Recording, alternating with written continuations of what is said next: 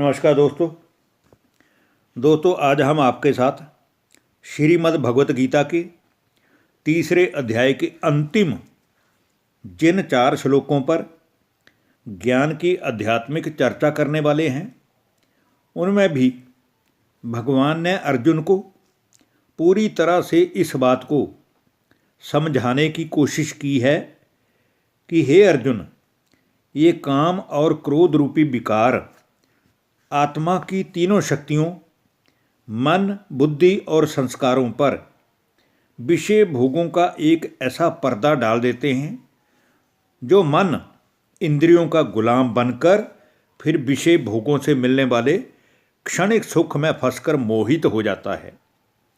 इसलिए हे अर्जुन, तू पहले इस ज्ञान द्वारा इस महान पापी काम को अवश्य ही बलपूर्वक मार डाल। तो आइए दोस्तों, अब हम सुनते हैं श्रीमद् भगवत गीता के तीसरे अध्याय के श्लोक नंबर 40, श्लोक नंबर 41, श्लोक नंबर 42 और अंतिम श्लोक नंबर 43 को, जिसमें भगवान संसार के हर मनुष्य को इन काम व क्रोध 2 महाविकारों को त्यागने के लिए क्या कहते हैं। तो आइए श्रीमद् भगवत गीता के तीसरे अध्याय के श्लोक नंबर 40 के ऊपर हम चर्चा करते हैं, जिसमें भगवान कहते हैं, इंद्रियाणि मनो बुद्धिरस्याधिष्ठा नवोच्यते एतैर्वि मोहयत्येष ज्ञानमावृत्य देहिनम। कि हे अर्जुन, मन और बुद्धि ये आत्मा की ही 2 अन्य शक्तियां हैं, परंतु जब मन में विषय भोगना के प्रति कोई संकल्प या विकल्प उत्पन्न हो जाता है तो ये मन इंद्रियों का गुलाम बनकर आत्मा को उन विषय भोगना के प्रति मोहित करके विषय भोगना के लिए प्रेरित करता है, और यही पाप का सबसे बड़ा कारण भी है कि मनुष्य इंद्रियों का गुलाम बन जाता है। आइए दोस्तों, अब हम बात करते हैं श्रीमद् भगवत गीता के तीसरे अध्याय के श्लोक नंबर 41 के, जिसमें भगवान कहते हैं, तस्मात्त्वमि इंद्रियाण्यादौ नियम्य भर्तश्रवय पापमानं प्रज्जहि हयनम ज्ञान विज्ञान नाशनम।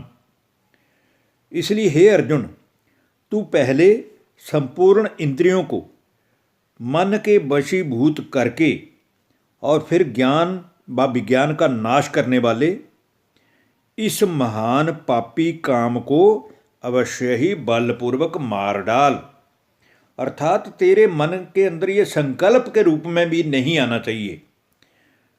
अब दोस्तों, इस श्लोक में भगवान और अर्जुन के संवाद के मध्य समझने और जानने के योग्य एक बहुत ही बड़ी पहेली ये है कि एक तरफ तो गीता की 18 अध्यायों में पांडवों और कौरवों के युद्ध की गाथा का बड़ा ही मनोरम वर्णन है, और दूसरी तरफ महाभारत की पौराणिक कथा के अनुसार युद्ध के पश्चात युद्ध भूमि में मरने वाले या वीर गति को प्राप्त होने वाले बड़े बड़े महायोद्धाओं के किस्से हैं। परंतु हैरानीजनक बात तो दोस्तों ये है कि युद्ध तो केवल मन को जीतने का है, ना कि किसी व्यक्ति या वस्तु पर जीत प्राप्त करने का। क्योंकि अगर अर्जुन का लक्ष्य केवल कौरवों को मारना ही होता या कौरवों का वध करना ही होता, तो फिर भगवान के इस महावाक्य का अर्थ ही क्या हुआ कि हे अर्जुन, तू मन के नित्य बैरी इस ज्ञान और विज्ञान का नाश करने वाले पापी काम को अवश्य ही बलपूर्वक मार डाल। अब ये समझने की बात है, बुद्धि की कसौटी के ऊपर परखने वाली बात है कि भगवान ने वास्तव में हमारे को मनोविकारों को जीतने की शिक्षा दी है, ना कि किसी परिवार को दूसरे परिवार के ओपोजिट करके उसमें लड़ाई करके उसके ऊपर जीत प्राप्त करने के लिए कहा है। क्योंकि एक संसारिक पिता भी कभी अपने बच्चों को ये शिक्षा नहीं देता कि तुम बड़े होकर अपने बड़ों के साथ या अपने ही दूसरे जो ताए चाचे हैं उनके परिवार वालों के साथ लड़ाई करके जीत प्राप्त करो या उनसे युद्ध करो। तो भगवान जो सारी सृष्टि का रचयिता है, जो हम सभी आत्माओं का पिता है, तो वो रूह का पिता कैसे एक दूसरी आत्मा को आपस में लड़ने की शिक्षा दे सकता है? ये बड़ी विचारण योग्य बात है, ये बड़ी सोचने योग्य बात है। श्रीमद् भगवत गीता का ज्ञान तो हमें संपूर्णतया इंद्रियों की गुलामी से दूर करके मन पर जीत प्राप्त करना सिखाता है। इसीलिए इसको राजयोग विद्या कहा गया है। लेकिन दोस्तों, बाद में जो शास्त्रवादियों ने कुछ उसके बीच में अपनी एडिशन कर दी, तो उसमें जो वास्तविक ज्ञान था भगवान का वो पता ही नहीं चलता कि भगवान के वाक्य कौन से हैं और बाद में एडिशन हुए विद्वानों के महावाक्य इसमें कौन कौन से हैं। तो अब हम बात करते हैं दोस्तों श्रीमद् भगवत गीता की 3 अध्याय के श्लोक नंबर 42 की।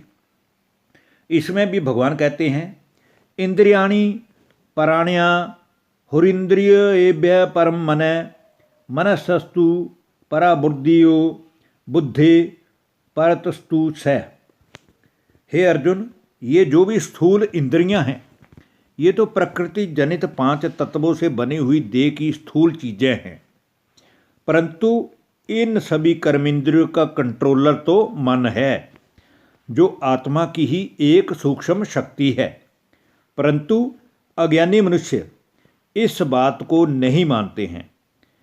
फिर जो मन के संकल्प को कार्य में लगाती है वो है बुद्धि, क्योंकि सबसे पहले बात आती है हमारे मन में।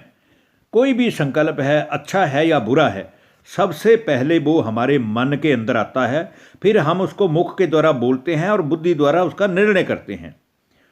तो बुद्धि आत्मा की ही दूसरी शक्ति का नाम है, और सूक्ष्म होने के कारण मन या बुद्धि देखने में नहीं आती है, और आत्मा जो है वो मन बुद्धि सहित एक चैतन्य शक्ति है।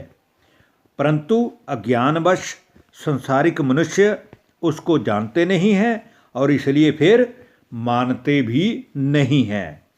अब हम दोस्तों श्रीमद् भगवत गीता की 3 अध्याय की अंतिम श्लोक नंबर 43 के ऊपर बात करते हैं, जिसमें भगवान कहते हैं, एवं बुद्धे पर बुद्धवा संस्तभ्या तमान मात्मना जहि शत्रु महाबाहु काम रूपम दुरासदम। और इस प्रकार हे अर्जुन, आत्मा को और आत्मा की 3 शक्तियों मन बुद्धि संस्कारों को मेरे इस ईश्वरीय ज्ञान द्वारा यथार्थ रूप से जानकर तू अपने मन और बुद्धि को वश में करके हे महाबाहो तू इस काम रूप घोर शत्रु को जरूर मार डाल। धन्यवाद। नमस्कार दोस्तों।